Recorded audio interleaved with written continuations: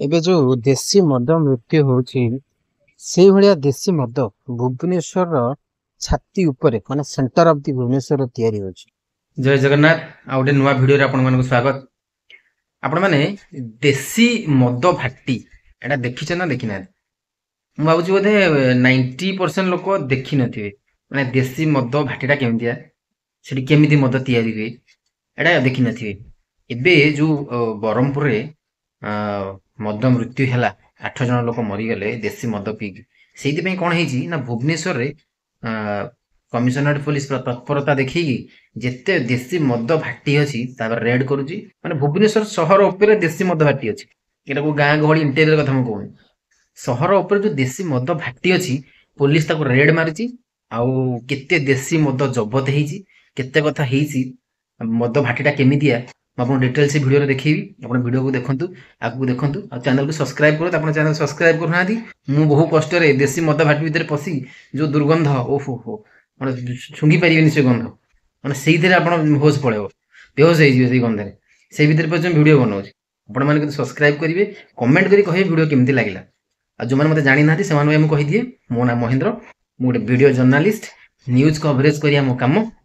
ମୁଁ ଗୋଟେ ମିଡ଼ିଆ ହାଉସ୍ରେ କାମ କରେ। ତେଣୁକରି ନ୍ୟୁଜ୍ କଲେକ୍ସନ୍ କେମିତି ଆମେ କରୁ, କ'ଣ କ'ଣ ନ୍ୟୁଜ୍ କଲେକ୍ସନ୍ କରୁ, ଆଉ ମୋ ଲାଇଫଷ୍ଟାଇଲ୍ ଏହାକୁ ନେଇକି ମୁଁ ବ୍ଲଗିଂ ବନାଏ। ଆଶା କରୁଛି ଆପଣଙ୍କୁ ଭଲ ଲାଗୁଥିବ। ଯଦି ଭଲ ଲାଗୁଛି ଲାଇକ୍ ନିଶ୍ଚୟ କରିବା, କମେଣ୍ଟ କରି କହିବେ ଭଲ ଲାଗୁଛି ନା ଭଲ ଲାଗୁନି। ଚାଲନ୍ତୁ ଦେଖିବା ଆଜିର ଭିଡ଼ିଓ। ଅଫିସ୍ ଯିବା, ଆଉ କ'ଣ କ'ଣ ସବୁ ହେଇଛି ଅଲଗା ଜିନିଷ ସବୁ ଡିଟେଲ୍ସ ଆଜି ଦେଖିବା। ସକାଳୁ ସକାଳୁ ମୁଁ ଅଫିସ ବାହାରିଲି, ପାଗଟା ଆଜି ପୁରା ମେଘୁଆ ଥିଲା। ସକାଳୁ ଆମକୁ ଡ୍ୟୁଟି ପଇଲା ଭିଜିଲାନ୍ସ ଅଫିସ ଯିବାର ଥିଲା। ଭିଜିଲାନ୍ସ ଅଫିସ କାହିଁକିନା 2004 ଗୋଟେ କେସ୍ ଥିଲା ଯୋଉଟା କି ଏବେ 2024ରେ ସଲ୍ଭ ହେଲା। ସେ ରିଲେଟେଡରେ ଭିଜିଲାନ୍ସ ର ଯିଏ ଅଛନ୍ତି ଏସପି ଆଉ ତାଙ୍କର ଯିଏ ଲୟର ସେ ରିଲେଟେଡରେ ବାଇଟଟା ଦେଲେ।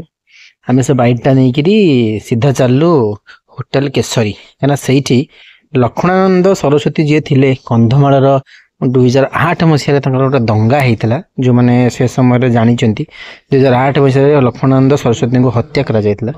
ଆଉ ସେ ବହୁତ ବଡ଼ ଦଙ୍ଗା ଗୋଟେ ହେଇଥିଲା। ସେଇ ସମୟରେ ଲକ୍ଷ୍ମଣାନନ୍ଦ ମୃତ୍ୟୁବରଣ କରିଥିଲେ। ତାଙ୍କ ରିଲେଟେଡ୍ ଗୋଟେ ଗଣଦୌଡ଼ ପ୍ରୋଗ୍ରାମ ଅଛି। ତାପରେ ଗୋଟେ ପ୍ରେସମିଟ୍ ଥିଲା, ଆମେ କଭରେଜ କଲୁ। ତାପରେ ସିଧା ଚାଲିଲୁ ସାଲିଆ ସାହି। ଖବର ଆସିଲା ଯେ ସେଇଠି ଆମର ଯୋଉ ଦେଶୀ ମଦ ଭାଟି ଅଛି। ଆଉ ଯେହେତୁ ବ୍ରହ୍ମପୁରରେ ଏବେ 8 ଜଣଙ୍କର ମୃତ୍ୟୁ ହେଇଛି ଦେଶୀ ମଦ ପିଇକିରି, ତ ତାକୁ ପୋଲିସ ରେଡ୍ କରୁଛି। ଏଇଟା ଦେଖନ୍ତୁ ସାଲିଆ ସାହି ଭିତରର ଦୃଶ୍ୟ। ଏଇ ଘର ଗୁଡ଼ା ଏମିତି ଦେଖୁଛନ୍ତି ନା, ରାସ୍ତା ଦେଖିବେ ପୁରା ଟକାଟକ। ଏଇ ଯୋଉ ପଡ଼ିଆ ଅଛି ସେ ପଡ଼ିଆ ସେପଟେ ଦେଖନ୍ତୁ, ଏଗୁଡ଼ା ହଉଛି ଦେଶୀ ମଦ ଭାଟିରୁ ଜବତ ହେଇଥିବା ସବୁ ବାଲ୍ଟି ଆଉ ତାଙ୍କ ହାଣ୍ଡି କଡ଼େଇ। ଗୋଟେ ଦେଖନ୍ତୁ ଯୋଉ ପରିବେଶଟା ଦେଖୁଛନ୍ତି, ପୁରା ପଙ୍କ କାଦୁଅ ଆଉ ନର୍ଦ୍ଦମା ପାଣି। ଏଇ ପାଖରେ ଦେଶୀ ମଦ ତିଆରି ହେଉଛି। ପୁରା ଅସ୍ୱାସ୍ଥ୍ୟକର ପରିବେଶ।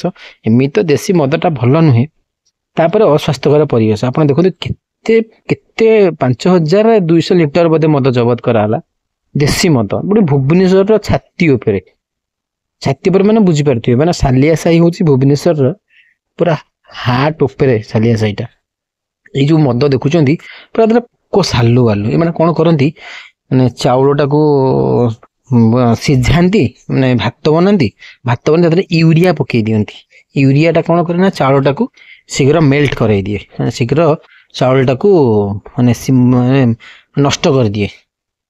ତାପରେ ଏମାନେ ତାକୁ ତା ଦେହରେ କେମିକାଲ କ'ଣ ଦେଇକି ମହୁଲି ଫଉଲି ଦେଇକିରି ତାକୁ ଗୋଟେ ହାଣ୍ଡିରେ ପୁରେଇକି ତାକୁ ଗ୍ୟାସରେ ତଳେ କାଠ ଜାଳିକି ତାର ବାମ୍ଫଟାକୁ ଗୋଟେ ପାଣିରେ ବାହାର କରିକି ବନାନ୍ତି। ବର୍ତ୍ତମାନ ଚାଲନ୍ତୁ ଦେଖିବା ସେ କୋଉଠି ବନାନ୍ତି। ଏଇ ଦେଖନ୍ତୁ ସେ ଯୋଉ ଗଳି, ଏଇ ଗଳି ବାଟେ ଦେଇକି ଆମେ ଆଗକୁ ଗଲୁ। ସେ ପୋଲିସ କର୍ମଚାରୀ ମାନେ ସବୁ ଠିଆ ହେଇଛନ୍ତି। ମୁଁ ପଚାରିଲି ଭାଇ କ'ଣ କୋଉଠି ହେଇଛି? ସେ କହିଲେ ଆଗରେ। ଆଗକୁ ଚାଲିଲି, ଭୟ ବି ଲାଗୁଥାଏ, କାହିଁକିନା ଦେଶୀ ମଦ ମାନେ ପୁରା ମାଫିଆ ମାନେ, ଆଉ ଲକ୍ଷ ଲକ୍ଷ ଟଙ୍କା ବେପାର। ଆଉ ଯୋଉ ଗନ୍ଧ, ପୋଲିସ ଯେତେବେଳେ ଜିନିଷ ଆଣିଛି ବାଲ୍ଟି ବୋଧେ ହାତରେ ଖସି ପଡିଛି, ଦେଖନ୍ତୁ କେମିତି ଢାଳି ହେଇଛି। ମାନେ ଭୟଙ୍କର ସେ ଯୋଉ ଦୁର୍ଗନ୍ଧ, ମାନେ ଠିଆ ହେଇପାରିବେନି, 2 ମିନିଟ୍ ଠିଆ ହେଇପାରିବେନି। କେମିତି ଲୋକ ଏଇଟାକୁ ପିଉଛନ୍ତି? ଆଉ ସେ ଯୋଉମାନେ ଆର କାମ କରୁଛନ୍ତି, ଯୋଉ ଦେଶୀ ମଦ ବନଉଛନ୍ତି, ସେମାନେ କେମିତି ବନଉଛନ୍ତି ମତେ ମାନିବାକୁ ପଡିବ। ଭାରି କମ୍ପ୍ଲିକେଟେଡ। ସେ ଏତେ ଗନ୍ଧ ହଉଥାଏ, ମାନେ ଆପଣ ବିଶ୍ୱାସ କରିବେନି, ପ୍ରବଳ ଗନ୍ଧ ହଉଥାଏ। ଏଇ ଦେଖନ୍ତୁ ସେ ଘର ଭିତର ଯୋଉଠି ଦେଶୀ ମଦ ବନା ହଉଛି, ତା ଭିତରକୁ ଚାଲିଲି, ପୁରା କିଟମିଟ ଅନ୍ଧାର ତା ଭିତରେ, ମାନେ ଟୋଟାଲ ଲାଇଟ୍ ହିଁ ନାହିଁ। ସେ କେମିତି ସେ ମଦ ବନାନ୍ତି, କେତେବେଳେ ବନାନ୍ତି? ଏ ଘର ଗୋଟେ ଦେଖିଲି ଖୋଲିକି, ତା ଭିତରେ ପୁରା କିଟମିଟ ଅନ୍ଧାର। ଆଉ ଟିକେ ଆଗକୁ ଗଲି ଗଲେ ଦେଖନ୍ତୁ ମଦ ବାଲ୍ଟି ଫାଲ୍ଟି ସବୁ ଥୁଆ ହେଇଛି। ଆ ଭିତରେ ସବୁ ପୋଚ ରନ୍ଧା ହୁଏ। ଏଇ ଜାଗାରେ ଦେଖନ୍ତୁ ଏଇଠି ରନ୍ଧା ହୁଏ, ଏଇ ଜାଗାରେ ରନ୍ଧା ହୁଏ। ଆଉ ଏ ସାଇଡରେ ଦେଖନ୍ତୁ ଗୋଟେ ପାଣି ଭଳିଆ ଯୋଉ ଅଛି, ମାନେ ସେ ଗୋଟେ ପାଇପ୍ ଲାଗିଛି, ଏଇଠି ମଦଟା ରନ୍ଧା ହବ। ଆଉ ପାଇପ୍ ଦ୍ୱାରା ସେପଟକୁ ତା ଗ୍ୟାସଟା ଯିବ, ବାଷ୍ପଟା ପଡ଼ିବ। ତାପରେ ଆମେ ସେଇଠୁ ମଦ କଭରେଜ କରିକିରି ପଦାକୁ ବାହାରି ଆସିଲୁ। ପୋଲିସ ରେଡ୍ କରୁଥାଏ। এইটা ଯୋଉ ଦେଖୁଛନ୍ତି ଏଇଟା ହଉଛି ସେ ଯୋଉ ଭାତ, ଚାଉଳଟା ଅଧା ରନ୍ଧା ହେଇଛି। ପୋଲିସ ରେଡ୍ କରିବା ଆସିବେ ବୋଲିକି ସେମାନେ ବାହାରି ଗଲେ ପଦାକୁ ତରବରରେ। ଏଇ ଯୋଉ ପରିବେଶ ଦେଖୁଛନ୍ତି କେତେ ଅସ୍ୱାସ୍ଥ୍ୟକର ପରିବେଶ, ମାନେ ପୁରା ବେକାର ପରିବେଶ, ପୁରା ନାଳ ନର୍ଦ୍ଦମା ତା ଚାରିପଟେ। ଯୋଉମାନେ ଦେଶୀ ମଦ ପିଉଛନ୍ତି ତାଙ୍କୁ କମସେ କମ ଭିଡିଓ ଦେଖାନ୍ତୁ ଥରେ, ଯେ ଏତେ ଖରାପ ପରିବେଶରେ ମଦ ତିଆରି ହଉଛି। ଏମିତି ପିଇବା କଥା ନୁହେଁ।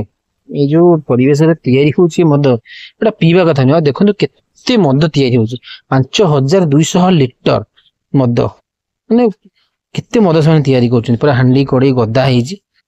କିଛି ସମୟ ଆମେ ଅପେକ୍ଷା କଲୁ ଡିସିପି ସାର୍ଙ୍କୁ। ଡିସିପି ସାର୍ ଆସିବେ, କହିବେ ଡିଟେଲ୍ସ ସବୁ, କଣ କଣ କେତେ ମଦ ଧରା ହେଲା କଣ ହେଲା। କିଛି ସମୟ ଅପେକ୍ଷା କଲା ପରେ ଡିସିପି ସାର୍ ଦେଖନ୍ତୁ ଆସିକି ପହଞ୍ଚିଗଲେ। ଡିସିପି ସାର୍ ପହଞ୍ଚିବା ପରେ ତାଙ୍କଠୁ ବାଇକ୍ ନେଲୁ ଆଉ ସିଧା ଅଫିସ ଆସିଲୁ। ଆଉ ତାପରେ ମୁଁ ଘରକୁ ପଳେଇ ଆସିଲି। ଯୋଉ ଦେଶୀ ମଦଟା ଦେଖିଲେ, ଏଇଟା ମାନେ କେତେ ଅସ୍ୱାସ୍ଥ୍ୟକର ପରିବେଶରେ ତିଆରି ହୋଇଛି ଆପଣମାନେ ଦେଖିଲେ। ଆଉ ଯୋଉମାନେ ଏଇଟାକୁ ପିଉଛନ୍ତି, ଏଇଟା କେତେ ଏମିତି ମଦଟା ସ୍ୱାସ୍ଥ୍ୟ ପକ୍ଷେ କେତେ କ୍ଷତିକାରକ ଆପଣମାନେ ଜାଣିଥିବେ। ତାପରେ ଦେଶୀ ମଦ ସେଇଥିପାଇଁ ଏତେ ପଏଜନିୟସ୍, ଆଉ ଲୋକମାନେ ସେଇଥିପାଇଁ ମରିଯାଉଛନ୍ତି। ତେଣୁ ସତର୍କ ରୁହନ୍ତୁ। ଏଇଭଳିଆ ଦେଶୀ ମଦ ଯୋଉମାନେ ପିଉଛନ୍ତି ତାଙ୍କୁ ବାରଣ କରନ୍ତୁ। ଏ ଭିଡ଼ିଓ ଦେଖାନ୍ତୁ ଯେ କେତେ ଅସ୍ୱାସ୍ଥ୍ୟକର ପରିବେଶରେ କେତେ ଖରାପ ଭାବରେ ଏଟାକୁ ବନା ହେଉଛି। ଏଟା ଭଲ ବି ନୁହେଁ। ଯାହା ବି ହଉ, ଆଜିର ଭିଡ଼ିଓରେ ଏତିକି। ପୁଣି ଦେଖା ହବ ଆଉ ଗୋଟେ ନୂଆ ଭିଡ଼ିଓରେ। କିନ୍ତୁ ଚ୍ୟାନେଲକୁ ସବସ୍କ୍ରାଇବ କରିବେ, ଭିଡ଼ିଓକୁ ଲାଇକ୍ କରିବେ। ଜୟ ଜଗନ୍ନାଥ।